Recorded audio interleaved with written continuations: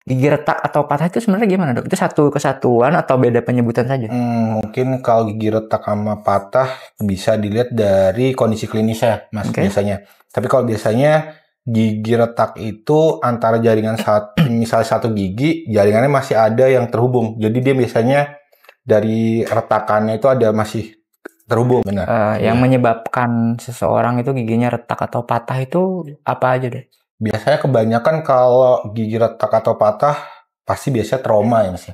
Trauma, benturan keras, atau bisa juga dia emang ada, tapi faktor makanan sama minuman sebenarnya juga ada pengaruhnya. Itu dampak yang kemudian terjadi pada seseorang yang giginya retak atau patah, gimana, Dok?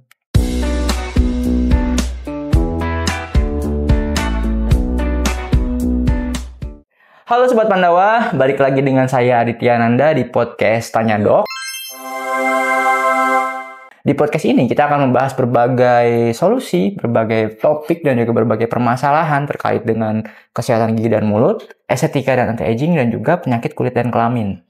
Dan di episode kali ini, kita akan bahas yaitu mengenai kesehatan gigi dan mulut. Dan spesifik yang kita akan bahas mengenai gigi retak atau patah. Dan tentunya untuk membahas gigi retak atau patah ini, saya tidak akan sendiri. Saya sudah ditemani oleh dokter kami, Dokter Reza. Ya, selamat sore, Dok. Selamat sore. Kabar baik? Alhamdulillah baik. Sekarang kita mau bahas soal ini nih, Dok. Apa gigi retak atau patah? Gigi retak patah. Ya, ini yang membedakannya itu gigi retak atau patah itu sebenarnya gimana, Dok? Itu satu kesatuan atau beda penyebutan saja? Mungkin kalau gigi retak sama patah bisa dilihat dari kondisi klinisnya, Mas, biasanya. Tapi kalau biasanya gigi retak itu antara jaringan misalnya satu gigi, jaringannya masih ada yang terhubung. Jadi dia biasanya dari retakannya itu ada masih terhubung. Tapi kalau patah, dia udah jadi dua bagian atau lebih kecil lagi gitu kalau misalnya dia pecah. Tapi kalau misalnya dia masih retakan gitu, dia biasanya masih satu garis atau masih ada terhubung bagian dikitnya tuh masih ada yang masih jadi satu bagian gitu.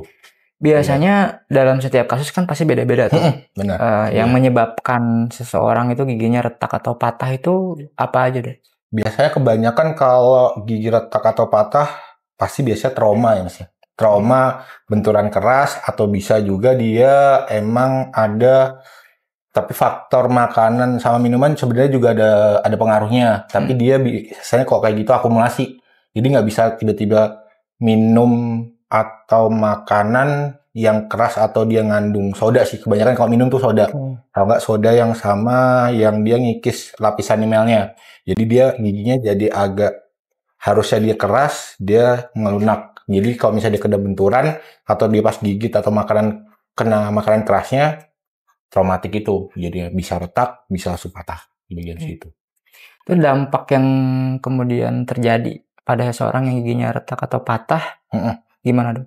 Nah, biasanya kalau misalnya dia ada retak atau patah, paling utama tuh biasanya dia rasa ngilu.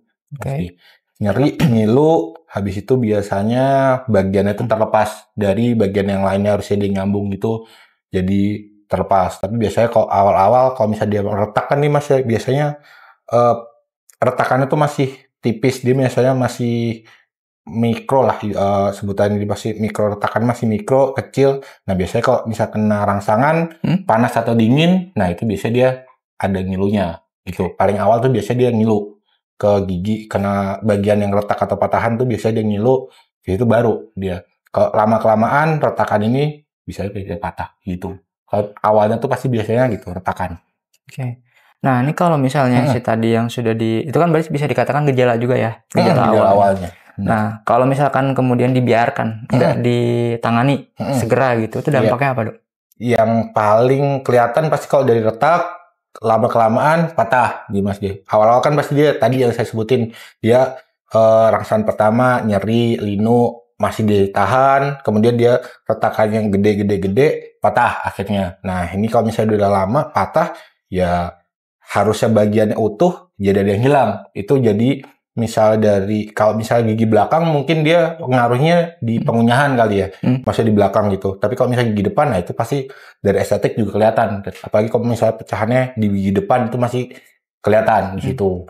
Tapi kalau misalnya yang lebih mungkin nanti dia akumulasinya lebih parah, bisa jadi infeksi gitu. Apalagi pecahannya atas, misalnya setengah fraktur gitu, Elis dia patah, infeksi masuk didiemin, nah itu masih nyebar ke jaringan periodontiumnya, gusi, nanti abses dan kawan-kawan kalau gitu biasanya. Tadi maksudnya akumulasi itu gabungan atau gimana, Dok? Akumulasi itu jadi misalnya hari pertama dia masih retak biasa, terus dia diemin aja, sehari, 2 hari oke, sebulan, 2 bulan, berbulan-bulan, masih oke, pecah, didiemin aja juga masih pecahannya gitu, ada bakteri atau pokoknya yang bisa masuk di bagian dari yang pecahnya, udah infeksi biasanya gitu. Pembengkakan, habis itu kalau pembengkakan aja dia masih diemin aja, nah udah infeksinya dan kawan-kawan.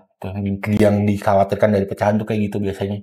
Bisa juga kalau pecahannya bagiannya tajam, nah biasanya gitu. Kalau pas dia gigit atau lagi ngunyah makanan, kena jaringan yang lain bisa luka. Nah, itu Dok, kalau misalnya sudah ketahuan seperti itu dan juga akibatnya juga sudah dijelaskan sama dokter, lalu solusinya seperti apa? Oke, jadi kalau misalnya dia masih ada retakan, itu sebenarnya masih bisa dipertahankan masih giginya, mungkin. Tapi kalau retakannya masih tipis, biasanya masih bisa ditambal bagian situ. Tapi kalau dia udah ada patahan, nah itu tergantung kita lihat dulu patahannya seberapa besar.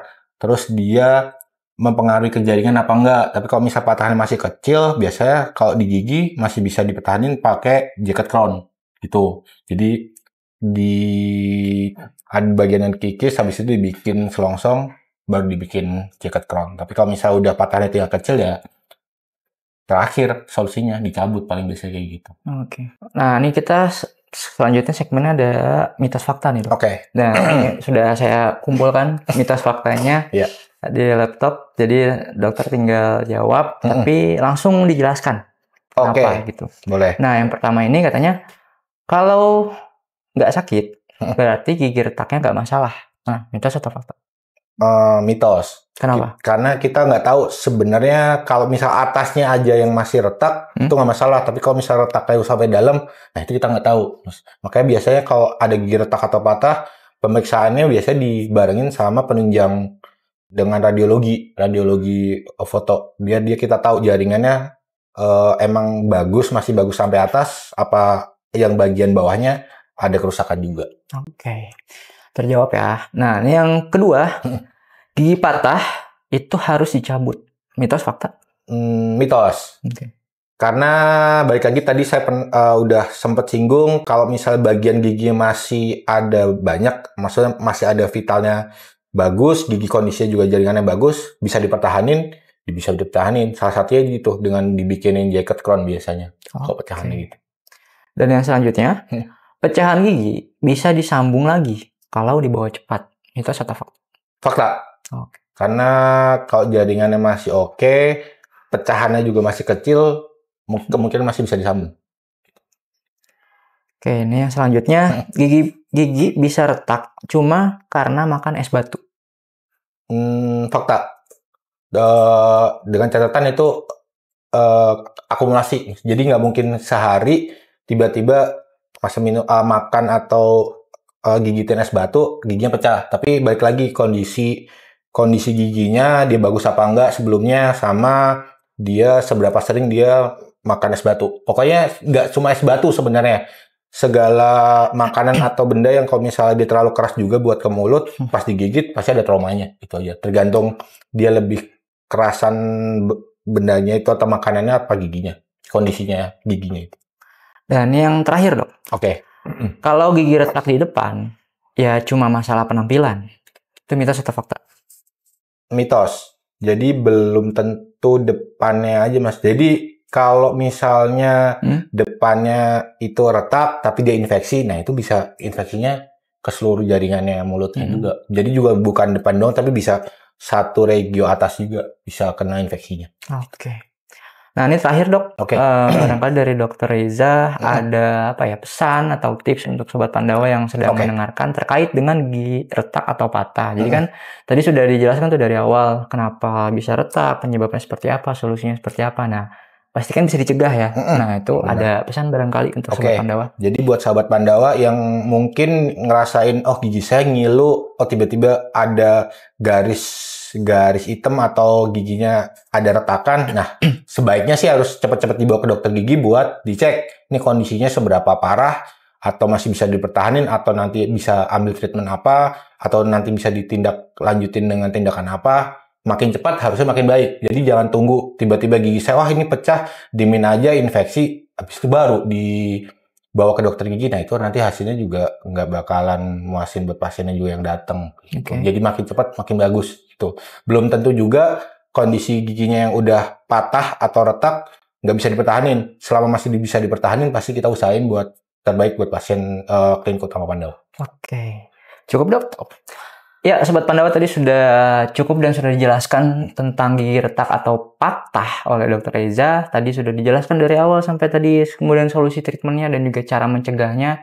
Dan tadi pesan dari Dr. Reza, kalau masih bisa dipertahankan, kita pasti pertahankan ya dok ya. Oke, itu tadi solusi terkait terbaik dengan gigi retak dan patah. Tapi kalau misalkan dari Sobat Pandawa masih ingin bertanya atau ingin menanyakan hal lain, justru bukan yang hanya gigi saja, Sobat Pandawa bisa langsung tanyakan di kolom komentar atau melalui Instagram kami di Klinik Utama Pandawa. Nah, makanya jangan kemana-mana karena masih banyak episode-episode selanjutnya akan kita bahas di podcast Tanya Dok. Tetap stay tune, jangan lupa juga subscribe, like, komen, dan share supaya kita tetap terhubung kalau misalkan Sobat Pandawa masih mau diskusi atau tanya-tanya terkait dengan kesehatan gigi dan mulut. Karena episode kali ini dicukupkan sampai di sini saja. Saya Aditya Ananda. Saya Dr. Reza. Pamit undur diri. Terima kasih sudah menonton. See you to the next episode. Bye-bye.